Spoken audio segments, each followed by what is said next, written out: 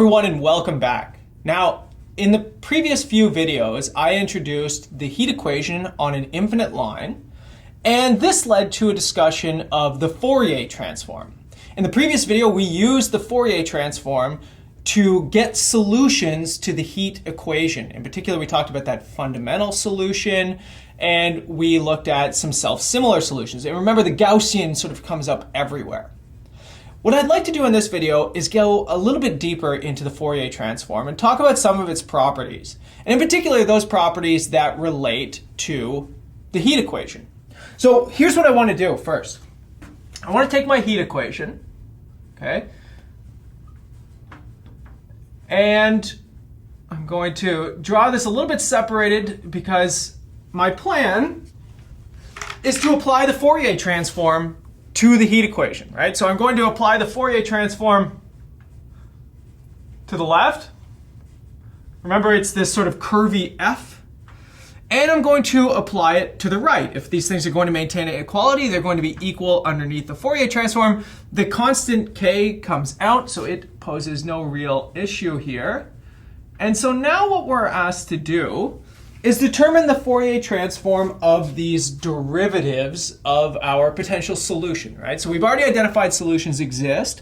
So we have the question that we can ask ourselves is, what do the derivatives look like inside of the Fourier transform? So let's say, let's denote,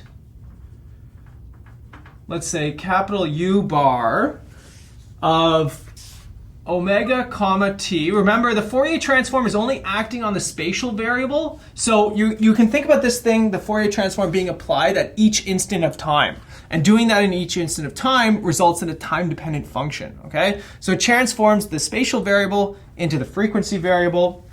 And I'm going to just say that this is the Fourier transform of my solution u, which of course, by definition, 1 over 2 pi, the integral from minus infinity to infinity of u of x and t, e and I omega x dx, right? Okay, so the first thing that we can ask ourselves is, what happens if I put the time derivative in here, okay? So let's look at the left-hand side. If I take the Fourier transform of the time derivative here, this is going to give me, so just using the definition, okay? 1 over 2 pi e to the minus infinity to plus infinity, partial derivative of u with respect to t, x comma t, e to the I omega x dx. Now, if you take a look at this thing, the partial derivative can be pulled out. And the reason for that is because it's not affecting the integral anywhere, right? So we can sort of exchange the order of operations here, right? So instead of doing the time derivative inside the integral, I can pull that thing out, and I'm left with just this right here. So really, what I'm getting is the time derivative, but when I pull that out, I'm just left with u in here, which is the original function. So this is the time derivative of the Fourier transform. So that's an interesting thing to think about, okay? So that means that these time derivatives, they sort of commute with the Fourier transform. And the reason for that is because we're only transforming in physical space, not in the sort of time coordinates. So now we have the question of what happens when I look at the spatial derivatives. Well, in this case, things are a little bit more complicated, a little bit more temperamental. It's not as simple. So let's just write down the definition here for a second. 1 over 2 pi minus infinity to infinity, partial derivative with respect to x, and then e to the I omega x dx. Now, here I cannot pull this derivative out because this is what we're integrating against, okay? But we could notice that this is a derivative of a function multiplied against a sort of just a function. So I can use integration by parts to switch the integral, or switch the differentiation. So here's what I get. I get u, and then times e to the I omega x over 2 pi, running from minus infinity to infinity, the sort of boundary terms here. and then minus I omega over 2 pi. And here, so the I omega is coming from differentiating this term, and now all I'm left with is a sort of regular Fourier transform. Now, in order for the Fourier, I know that we didn't speak about this too much, but for the Fourier transform to be well-defined, this integral has to be well-defined. One way that you can guarantee that the integral is well-defined is if u decays to 0 at plus or minus infinity. In which case, this would go to 0. Okay, so we're kind of making that assumption. And the way to satisfy this as a solution to the heat equation would just be guaranteeing that your initial condition does that. Okay, so in this case, here's what I get. I get the Fourier transform of the spatial derivative of u, just the first spatial derivative. Now, take a look. The only difference here is the minus I omega. So it's I omega and then times u bar.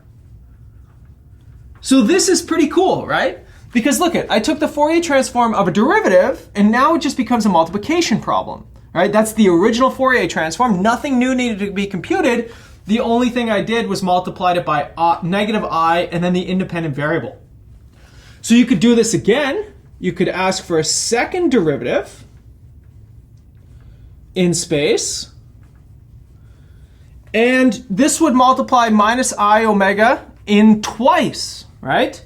So if you did that in twice, it would be minus I omega squared, which is the same as minus omega squared, and then times the original Fourier transform. This is the real sort of beauty or one of the major advantages of using the Fourier transform. It takes derivatives and it turns them into multiplication problems, right? There is no differentiation happening here. The only reason we had differentiation commuting with the time derivative is because the time derivative has nothing to do with the Fourier transform. When you are taking a Fourier transform of something that is being integrated in the Fourier transform, so x in this case, then under the Fourier transform, this just becomes multiplication. This makes derivatives super, super, super easy. This is also something that's very useful in numerical analysis because derivatives are typically a hard thing to approximate on the computer. But what this tells you is that if you want to work with derivatives in space, you could flip everything into the Fourier domain and there's no more derivatives to be computed. So you could do all of your numerical analysis in the Fourier domain and then invert it to get your solution back. And that's basically what we've done here, because take a look at what our PDE now becomes, right? Our PDE in Fourier space becomes the time derivative of the Fourier transform is equal to minus k times omega squared of the Fourier transform. This is now an ordinary differential equation. There is nothing fancy about this. There is only derivatives with respect to time for each omega here. So you can solve this. You can just integrate, it's a separable equation, you can use an integrating factor, all kinds of different ways to solve this very, very simple ODE. But essentially what it gives you is that the solution looks like this. It's a constant, but in this case, it's a constant that depends on omega, right? So for every different omega, you have a different potentially ODE here. And then e to the minus k omega squared t. There's a Gaussian again. And in this case, you can determine c from the inverse Fourier transform, as the Fourier transform of your initial condition. Same thing. If you sort of compare this to what we did with the previous analysis 2 videos ago, you'll see that this c is just coming from the Fourier transform of the initial condition. But this is beautiful, right? Because now I can just invert everything in the Fourier domain and I can get my solution to my heat equation. But again, take a look at this. There it is again, the Gaussian. It comes up all the time. And again, we've seen this many, many times now. This has to do with the fundamental solution of the heat equation. Now, the Fourier transform has another very nice property, and it's what's known as the convolution theorem. So the convolution theorem. Okay, so let me walk you through this for a second. And this is how we're going to sort of invert this, okay? So to get our solution back to the heat equation. Okay, so let's suppose, I'm going to do this fairly informally, but let's suppose f of omega and g of omega are Fourier transforms, of f of x and g of x, okay? So then what is the inverse Fourier transform, IFT, of, well, if I take the product of these two functions, f of omega and g of omega. Now, why is it that I want to do this? Well, here is two functions in Fourier space multiplied together. I would like to be able to undo this. That's because that's exactly what I have here. I have a Gaussian in Fourier space and some function in Fourier space. They're multiplied together. I'd like to know what their inverse Fourier transform is, because I would like to get the solution of the heat equation. Well, let's take a look at this, okay? So, in this case, let's say, let little h of x be the inverse Fourier transform of this. So let me say h of x is equal to, so in my case, 1 over 2 pi minus infinity to infinity h of omega e, and then minus I omega x d omega. Inverse Fourier transform.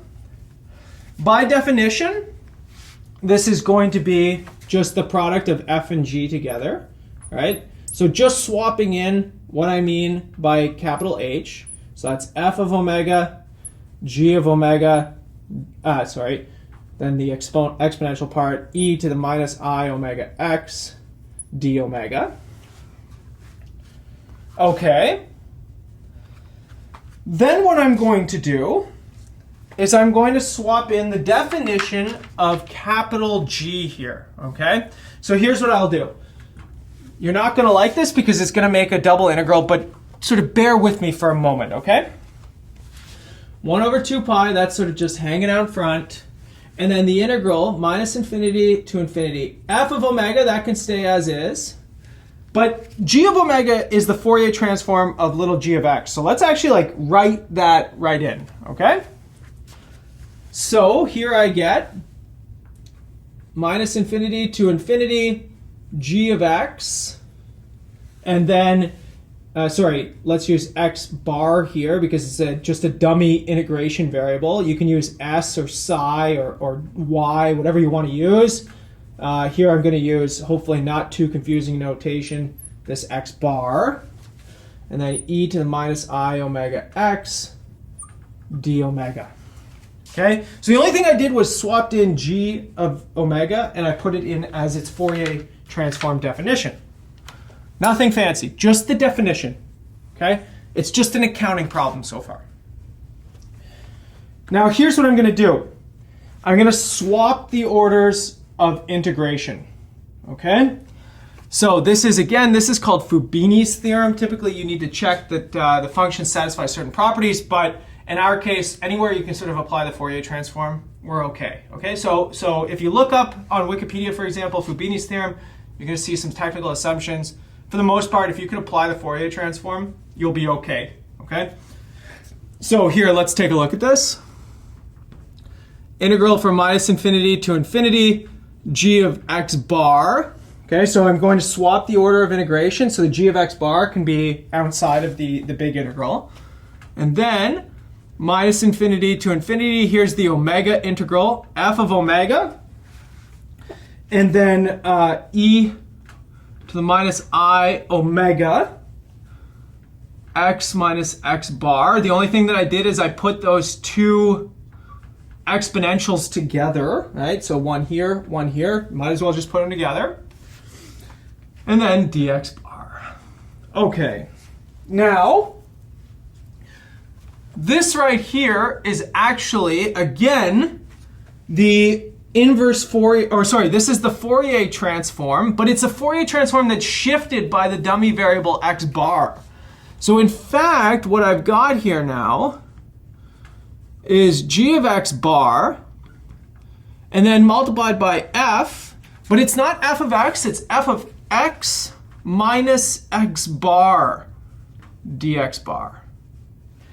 That right there is what's called a convolution. So how do you interpret this thing? It's a little bit complicated, right? So remember, the original thing is h of x. It's the inverse Fourier transform of capital H. There is the x that's being sort of held here.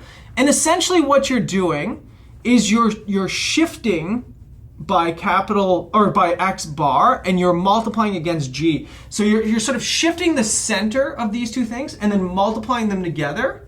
And if you imagine doing this over all x's, you're sort of dragging f across g by shifting its center like this. And you're always looking for area under the curve, of course, because it's an integral, right? Or abstract generalized area under the curve. So in signal processing, this is an extremely important operation. It's called a convolution. In our case, what we see is that if you take a product of functions in Fourier space, their inverse is kind of complicated. It's a convolution. In fact, a lot of people write these things as it has an operation like a star and asterisk. And in fact, it's commutative because you can always just change the variables. And so you could just do it like this as well. So it doesn't matter what the order is here. You could also put the shift on the g and integrate over x bar here. It's perfectly fine. But essentially, if we go all the way back to where we were over here, this tells us the following. So we had u of xt is equal to this capital bar of omega t, which was c of omega, which comes from the initial condition, and then e to the minus k omega squared t. This tells me, the Fourier transform, pardon me.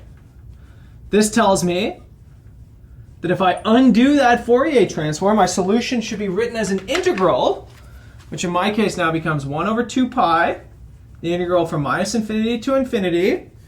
So since c is assumed to be the Fourier transform of the initial condition, we'll just call it f of x.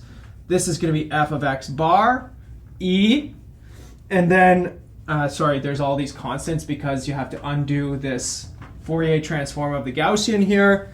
This becomes the square root of pi over kt, and then e to the minus x bar squared divided by 4kt dx bar.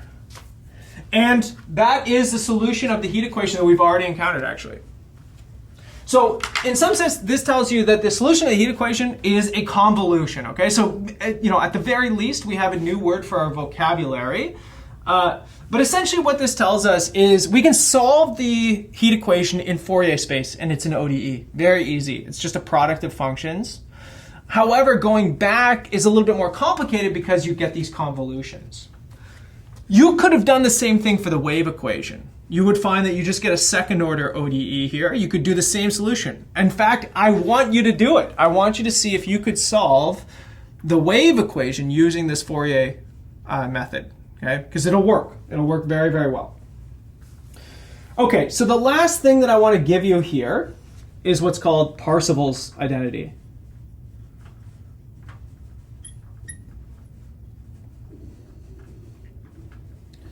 Now, Parseval's identity is a very sort of powerful result, and it actually can be given to you from this convolution theorem. Okay, so in our case, what we could do is we could notice the following here. So the convolution term is really 1 over 2 pi minus infinity to infinity of g of x bar f of x minus x bar dx bar.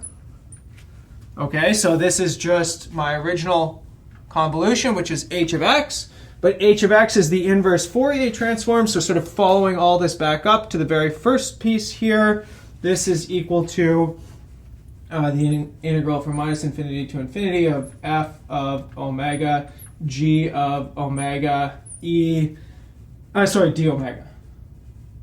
E to the minus I omega x d omega.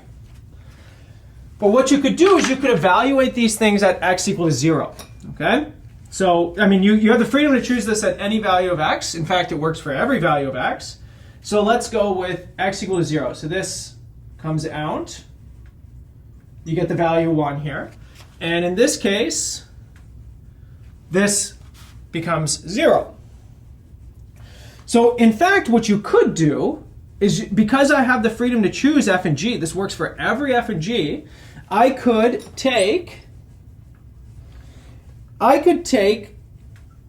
g star. Now, g star is representing the complex conjugate. These could be complex functions, okay? If they are not complex functions, then the star won't matter. But I would take g to be f of minus x, okay? So it's just a mirrored version. So if you don't like the star, the complex conjugate here, you don't like complex valued functions, ignore it. Then you could just think of whatever f is, g is the mirror of that thing over the y-axis. And in fact, you can show that this leads to the Fourier transforms being the same under complex conjugation. And this leads to what's called Parseval's identity, because this gives me 1 over 2 pi, the integral from minus infinity to infinity of, okay, so now I get g of x bar and then g star of x bar, just by definition, what I chose g and f to be in relation to each other. This is equal to minus infinity to infinity g of omega, g star of omega, d omega. Or, equivalently, when you multiply two complex conjugate numbers together, you get their modulus squared. So this could be similarly written as g of x bar complex modulus squared. Again, if you don't like complex modulus, you can just think of this as the square of the function. If it's real value, that's fine with me. But of course, we want to be as general as possible here. And in this case, we get this identity, this equality. So the question is, what does this represent? Well, if you come at this from physics, typically this integral of the complex modulus squared is what's referred to as the energy of a function. And so the way that you can interpret Parseval's identity is energy up to a normalizing constant is preserved between physical space and Fourier space. Okay, so think about this in terms of the Gaussian. Remember, if you have a really, really skinny Gaussian, it gets transformed to a very, very spread out Gaussian, right? But the skinny Gaussian is going to be tall, whereas the spread out one is going to be short. And essentially what this tells us is the area underneath those two things is going to be equal. Again, you can think about this maybe in terms of probability, if that's where you're coming at this from, right? So if you think about these as probability distributions, the probability is the same, essentially, right? The total probability. So if this is equal to 1. If you come at this from the quantum mechanics perspective, these integrals are typically referred to as the number of particles, right? And in some sense, you know, that you have this conservation of the number of particles, whether you're in physical space or in frequency space, right? So I'm not a quantum physicist. I don't have a whole lot to say about that. But this is a very, very powerful result, this Parseval's identity. Basically, it says that no information is ever lost about the function when you look at it in the aggregate, right? Okay, so looking at it pointwise, the Gaussian went from tall and skinny to short and fat. Okay, then things changed. But in the aggregate, no information is lost. Okay, when we come back in the next video, everybody, we're going to look at the heat equation on a half-infinite line, and this is going to lead to the Fourier sine and the Fourier cosine transforms. So I'll see you all in the next video.